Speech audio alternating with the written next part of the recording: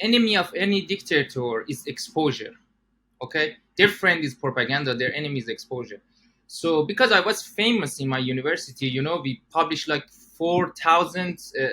We published a magazine, and then we distribute between 4,000 people. So it was the biggest political magazine in university in the whole country. So everybody knows my name. The other side were so angry because I spent a lot of money publishing a lot of newspaper. They didn't even have that much money. I mean, the group that are following the government, like the Basijis, we call them Basijis. So they were so mad. When I was in university, one time they called my stepfather to the university. I mean, who called somebody's father to university? They tell him, yeah, your son is very good, but his political activism is gonna hurt him. And then they expelled me from university after a while, and then as an act of civil disobedience, I bought sweets for the whole university, and then I distribute sweets in the whole university. So when they catch me, and then the prosecutor come and said, "What's wrong with you? We expel you from university. You distribute sweet to everybody." What, I just said, I mean, that's like chocolate or something? yeah. I mean, yeah, we have a special. We have a shops in Iran. We call it sweet shops. I can send you the picture later. So it's a sweet. I mean, it's a big pack of sweets, and then people eat it. It's a Okay. normal thing. And then the other thing was, he was so angry. He said, "Okay, you have a shop, you have a job, you have money. So what's your problem? Why you are? I mean, talking against the government." I mean, I couldn't say to him, but I mean, because I couldn't take it anymore. There is no freedom of speech. Mm. I mean, even nowadays in America or Western world, you don't have that much freedom of speech. People Mm. getting banned in Twitter. Now, a lot of people, I mean, now even some people who talking about stocks. I mean, some young people in America who talking about Gamestop, AMC, and different, stock, they just get banned from YouTube. It Hmm. happened a couple of days ago. Yeah, well, it happened with a few And people. it feels very frustrating for me to see. I mean, I'm coming from a country without freedom of speech to a country supposedly has freedom of speech, but I don't feel it anymore. Hmm. Yeah, that's gotta be difficult. Is there like a mouse or a pen or something clicking? It's just really Oh, loud on sorry, the sorry. mic. I'm sorry. Yeah, it's all right. No, it's just yeah, it's like the mic is just picking it up quite loudly. That's right. No, it's all right. Don't worry. Um, did do you have any idea what specifically that you were saying that was so bad towards the government, or do you think it was just the whole idea that you were even criticizing them at all?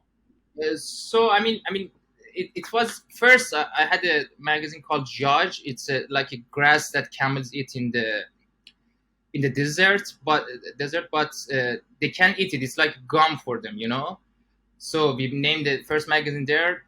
Uh, they come with some technicality that it was bi-week magazine and you didn't publish bi-week, so they close us. We start another one, and then one of the main reason that I got expelled was because I never checked what whoever wrote in my magazine. I didn't care. I said, write whatever you want. So one of them we criticized very badly. Of government. I mean, let me tell you things first. It wasn't like that. We just publish everything we want. I mean, it was a hard process. One time I went to a publishing company. They sent my magazine to intelligence service. So I went there to take my magazine out, and the intelligence service comes to me and said, "Okay, we gotta go." They took me to, we have in Iran, we have a publication ministry, something like that. So they check everything that is published, so they sure it's not that against the government. So they took me there, and then each of them they have their they have their own FBI or the police inside them, which is mostly is IRGC, the Iranian military force. I mean, not the official, the unofficial one.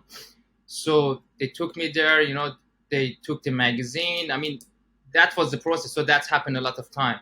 And then some of them, they just didn't publish it. They said, okay, we can't publish it, we are not going to pay the price for you to just say something you want. And then uh, the last time that they, the last time that they completely cut us off was that, we wrote, I don't remember the exact, date or what exactly wrote, but one of the reason was that we wrote something very bad about the supreme leader. And then also, the other reason that they put me, they catch me and put me in jail was that because I participate in a lot of university protests. University protest in Iran is a little safer than outside protest because according to the law, they can't bring police inside, but there is undercover police all over the place. And my friends call me that I swallow a megaphone. I have a very I shout very badly. So I was all the time. I was in the front row. Shouting, chanting the slogans and different stuff. So all this combines together, and then, if I'm not wrong, the time that they catch me a couple of people who wrote in my magazine, and at the same time they put the opposition leader of Green Movement in Iran to the house arrest. So at the same time they come they attack every opposition they could. So so you said that you were in there for 16 days in jail, and then they released you. Do you know why they released you? So that's the thing, that the main prosecutor come to me.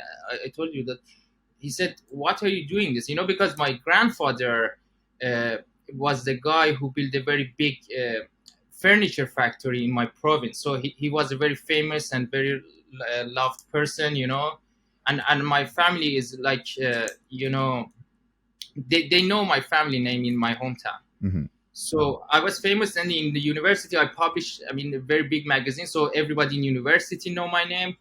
And as I said, dictators hate exposure. Mm-hmm. So the moment they catch me, some people within the magazine, they send my name to all the different media out there. So BBC, which if you have time later, I'm going to talk, but we don't like BBC that much anymore. Because we consider BBC Persian as a propaganda arms for Islamic Republic. We really hate BBC in Iran right now. So they sent my name to the different websites, so everybody knows that I'm arrested. So even I think VOA also said my name as arrested student at the time. So because of that, and because I have a very well-known family in my city, they couldn't keep me that much longer, because because in Iran, when they catch you, they don't tell you you did something, Mm-hmm. they catch you, then they come with the excuse to keep you, that's the way how it works in Iran. So they don't actually tell you your crime, and therefore you're not sure what you've done wrong, and therefore you're not just cautious about doing, say, the thing that they've said anymore. You're cautious about everything you do. Yeah, and I still remember, after I think 10 years, they put you in front of a table, and there is a writing in front of you. It says in Arabic, "An-Najatu fi-Sidq," which means your freedom is upon your truthfulness. So every room they have that table up there. You can see it, and they tell you, okay, you write whatever you do. You just need to write, hours and hours of writing. You don't know what Yeah.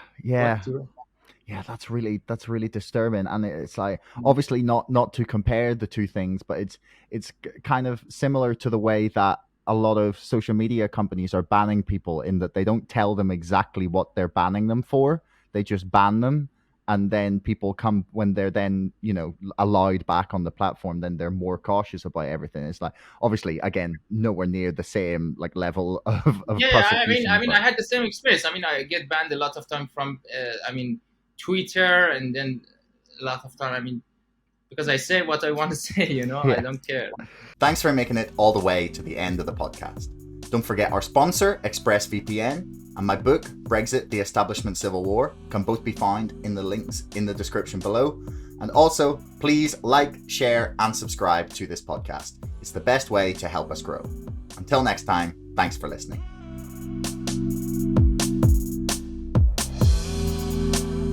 Screw the hedge funds. You can make as many rules as you want, but if there's no teeth behind them, what's the point? Well, like Citadel is potentially just gone in a few months. It feels like financial institutions, that they are all laughing at us by buying GME. Screw the hedge funds. Like, I will lose my entire investment if it brings them down. Why on earth, last May, could you buy the entire company for $200 million? What's been happening on Reddit and in social media and in the marketplace has never been seen before. I argue that nothing is off the table. There is nothing off the table when dealing with the volumes of money in something as big as the United States stock market.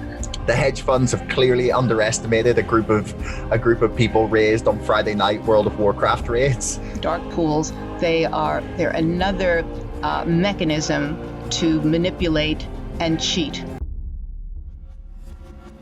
Mainstream journalists don't say these things for a number of reasons. One is their sources are the people that I'm talking about, and so they can't call somebody a crook. Superstonk and the other communities that have emerged are a hive mind, the likes of which we have never seen before. It's madness and brilliance, insanity and genius all rolled into one. It's very possible that Citadel will be gone in a few months. And not just Citadel, but the entire financial system has the potential to come crashing down. These crooks continue to gamble recklessly with the world economy, and this could be the moment that they finally get their justice.